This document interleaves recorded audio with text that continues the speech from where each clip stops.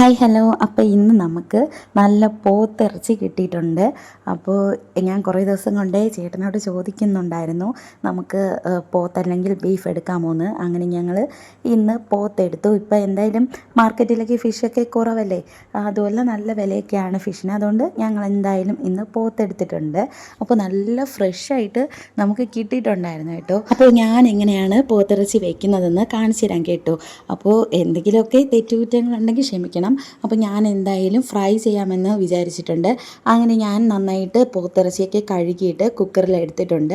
അതിനുശേഷം അതിലേക്ക് പൊടികളായ മഞ്ഞൾപ്പൊടി, പിന്നെ മുളക് പൊടി, മല്ലിപ്പൊടി, പിന്നെ വെളുത്തുള്ളി മസാല, വെളുത്തുള്ളിയും പിന്നെ ഇഞ്ചിയും അതുപോലെ തന്നെ ചെറിയ ഉള്ളിയും കൂടി ആഡ് ചെയ്തിട്ടുണ്ട്. ഇത്രയും ചേർത്ത് പിന്നെ ഉപ്പും കൂടെ ചേർത്ത് നന്നായിട്ട് ഇതുപോലെ കൈ കൊണ്ട് തന്നെ എല്ലായിടത്തും ഇളക്കി കൊടുക്കണം.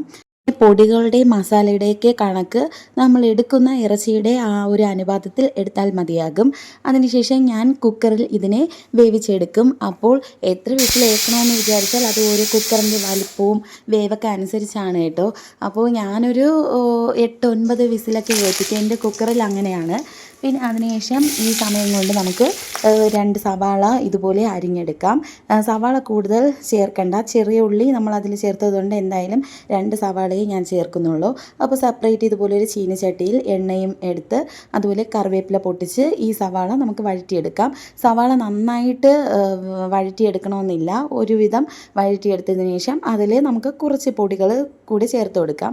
മുളക് പൊടി, മല്ലിപ്പൊടി, മഞ്ഞൾപ്പൊടി, പിന്നെ മസാലപ്പൊടി, പിന്നെ ലാസ്റ്റ് നമുക്ക് കുരുമുളക് പൊടിയും കൂടെ ചേർക്കണം.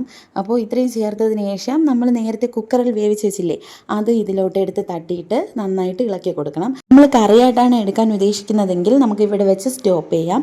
ഞാൻ എന്തായാലും ഫ്രൈ ആയിട്ടാണ് എടുക്കുന്നത്. അതുകൊണ്ട് തന്നെ മീഡിയം ഫ്ലെയിമിൽ വെച്ച് ഇങ്ങനെ ഇടയ്ക്കിടയ്ക്ക് ഇളക്കി കൊടുത്തുകൊണ്ടേയിരിക്കണം.